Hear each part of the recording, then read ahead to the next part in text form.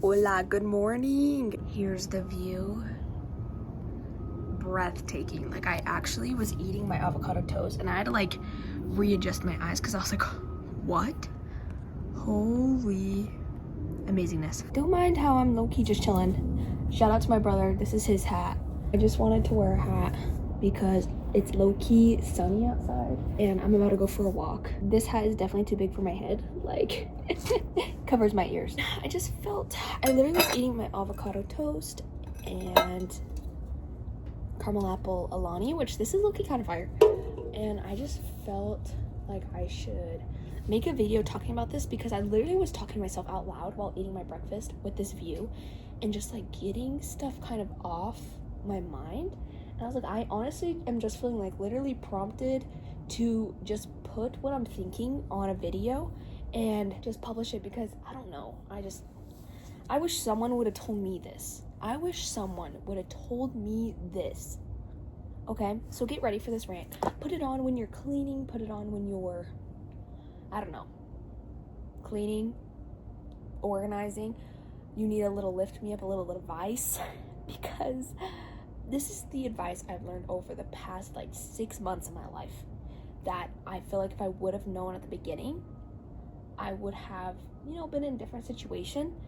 But also, I think it's beautiful because the situations I've gone through has taught me this lesson so adamantly and so why it's so vital. So, without further ado, I'm gonna check how well you guys can hear me and I'm gonna restart. Audio levels are good.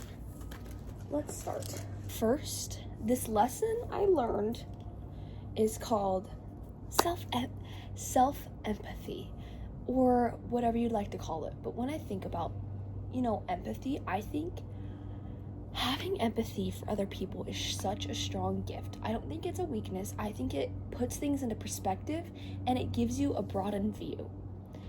Now, growing up, I was always taught, have empathy for people. Put yourself in other people's shoes. Think about the other people. Like, oh, like this sucks for you, but think about the other people. And I don't know about anyone else, but I feel like especially women, and maybe some men, maybe some boys, but I feel like especially as girls growing up, we're taught to think about the other person, or we're taught to consider what the other person's feeling before we act. And I just think it's crazy because I had a situation where it's like, it's so clear to me that you were not raised, and that's okay, everyone's raised differently, but it's just so clear to me that you do not have the intentions I do.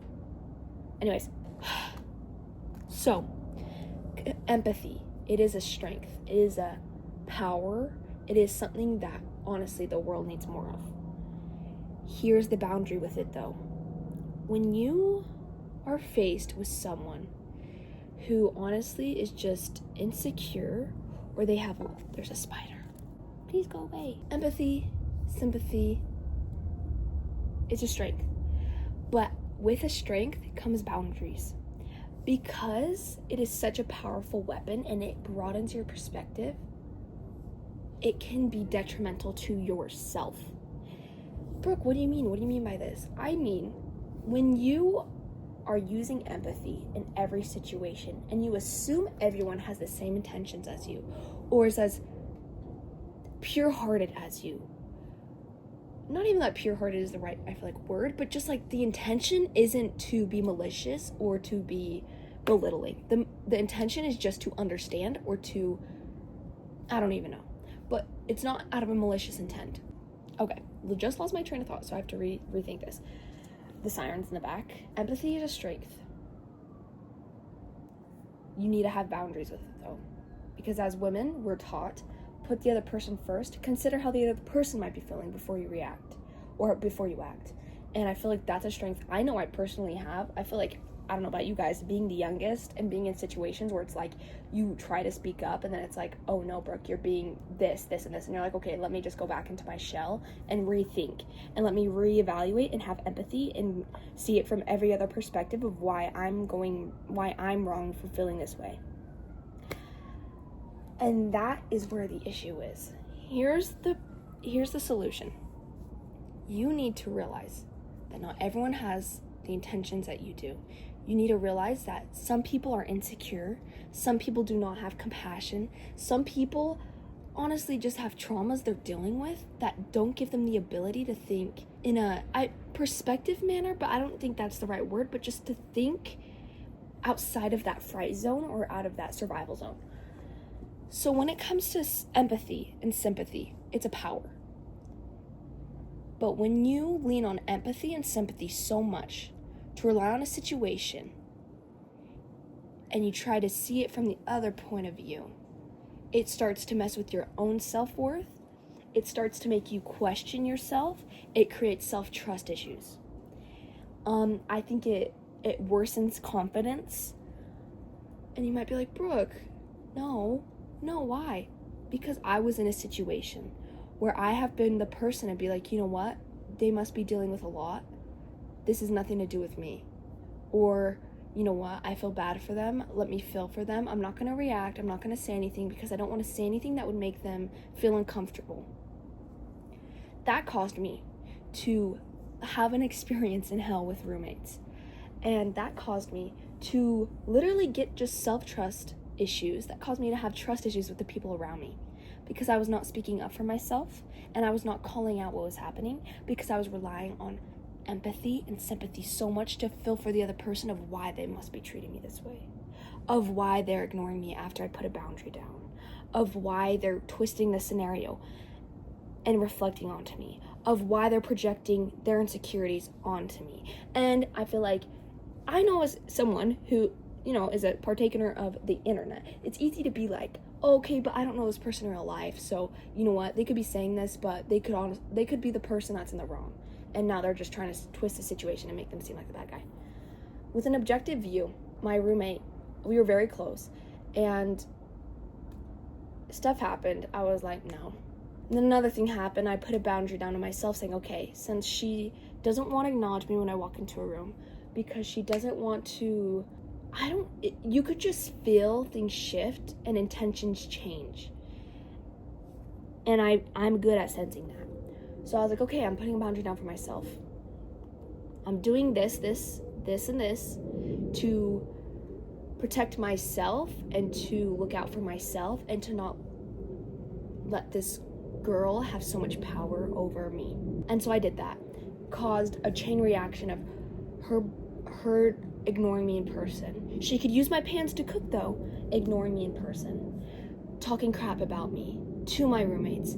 Talking crap about me to our group of friends. This girl also came to me and was like, hey, I feel like you're hiding a big part of your life.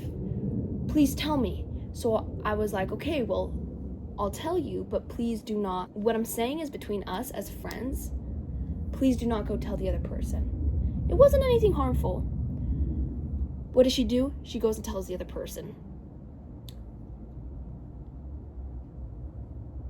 I had such good intentions with this girl. I had such good intentions of, no, she wouldn't do that. No. People are just messed up in the world, and people do not have the intentions. They do not have the skill set. They do not have the level of sympathy or empathy or growth or maturity that you might have. And that's okay, because everyone is on their own course of life.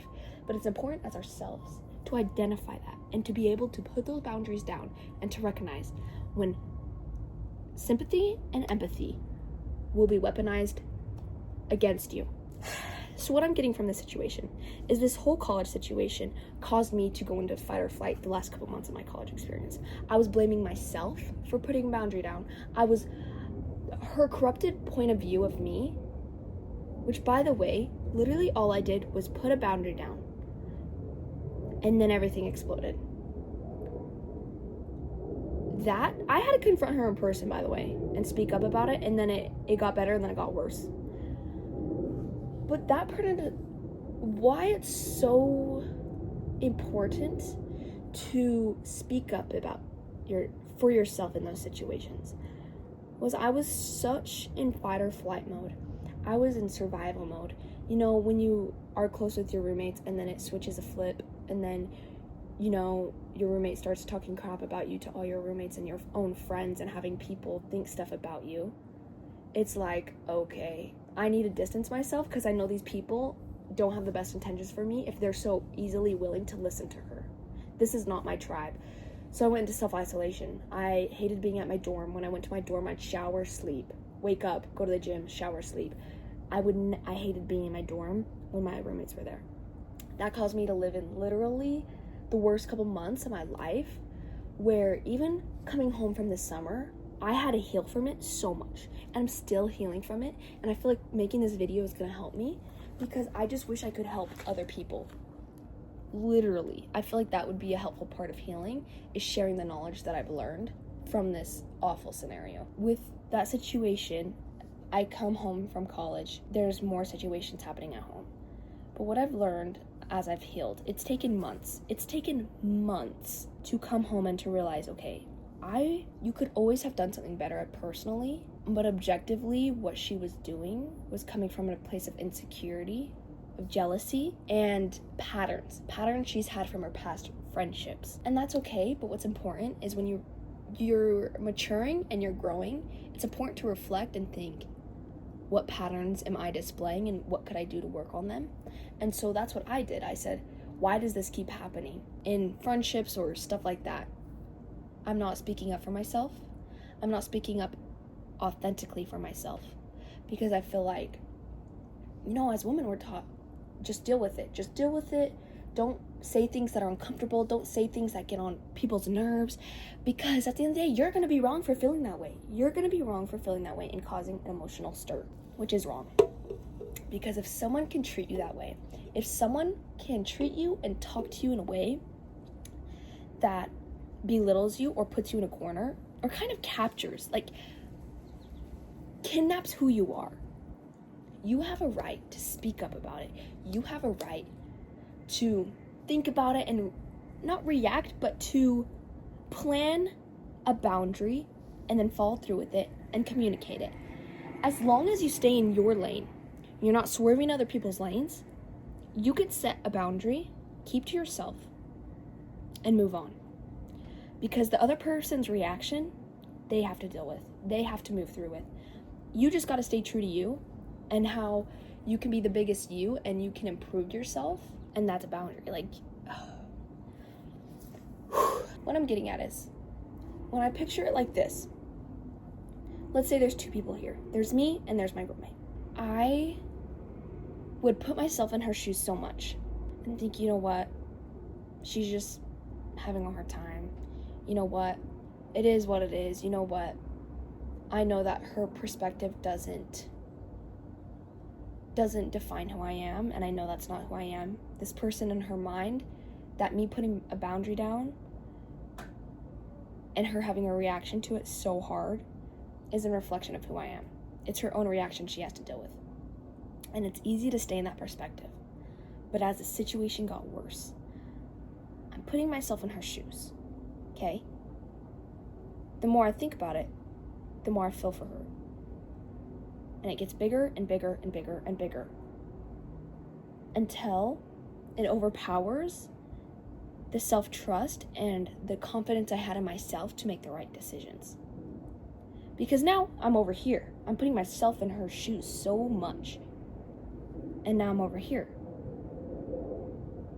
It feels like I don't have the power to overcome the empathy and sympathy that I've put on her and that I've seen from her point of view. That it literally made me feel awful. It made me, like I keep saying, self-trust issues. I could not trust myself to make decisions or without hyper-analyzing them. It was stealing my peace so much. And I remember one day I was on a walk, and I was walking my dog, who now passed, R.I.P. Bella. I was walking my dog, and it literally took months to heal from this, because it was just cycling in my mind. Because there's more scenarios to do with it, micro situations that she low-key did. And you know what? I could have spoken up too. When you're in those situations, though, it's so hard to speak up and say something because you already feel like you're wrong. Anyways, I was on a walk, and I was thinking, I feel bad, why would she treat me this way? I was being so sympathetic and empathetic that I was like, Brooke, it's time for you to stop looking at it from her perspective, because the grace you're giving her, she never gave to you.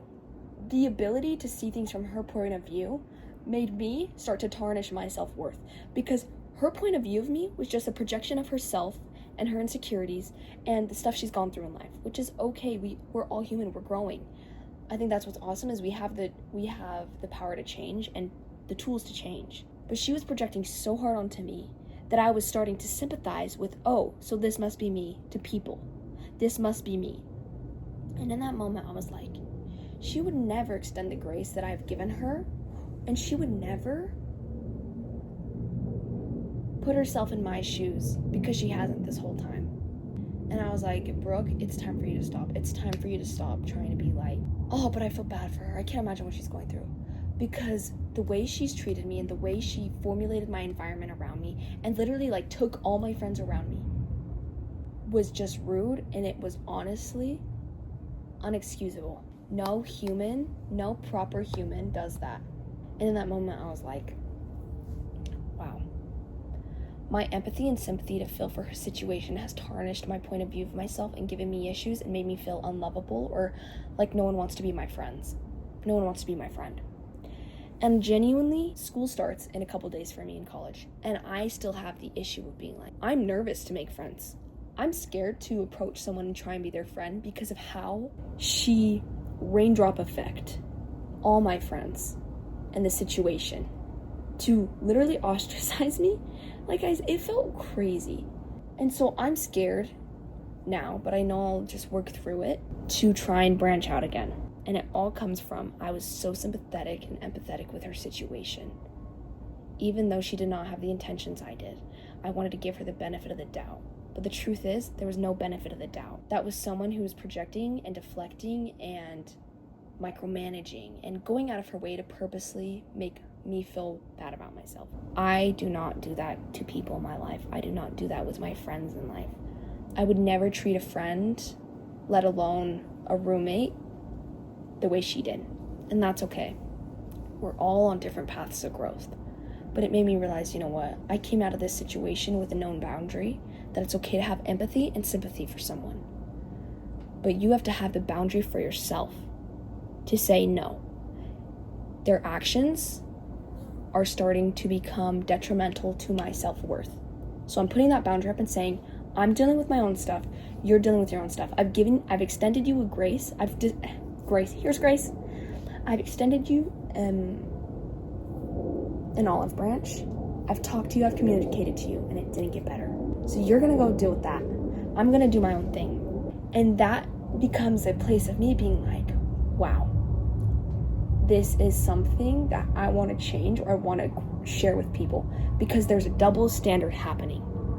And that is why I feel like we see so many women in toxic relationships, is because we're taught to feel for the other person and to put them first. When it's like, no, we have a boundary. We're not being treated good. We're not being considered. Oh, but he's not considering me because he's going through a law, or because I didn't know. No. You have a right to be considered, and you have a right to be thought about and to be cared for in a gentle manner, in a way that lifts you up. And I feel like that's genuinely a root of a society of why we're letting so many masculine energy people get away with these behaviors. And I mean, yes, you could say, Brooke, this is just a situation between you and your roommate. But I feel like learning from this situation brought in my perspective of, okay, this is a pattern also in society. This is something that's also affecting us in society. And that women need to learn to grow from, and to just hear this conversation I'm having with a camera. Because for months, this situation with my roommate has played in my mind. And I've come to the consensus, and I've come to the lesson learned. At the end of the day, I honestly am happy that things like me and my roommate are not friends, and that, you know, the group of people she was surrounding herself with to comfort her, to ostracize me, I don't talk to them at all. I don't want to be their friends. I don't want to have their energy in my life. And I feel like now I'm in a comfortable spot where I'm like, those were not my people. That was not my tribe. And that's okay. That was just a situation I was placed in. And I've learned a hard lesson, but I've grown from it. Now I've learned to put boundaries down. And here's what else.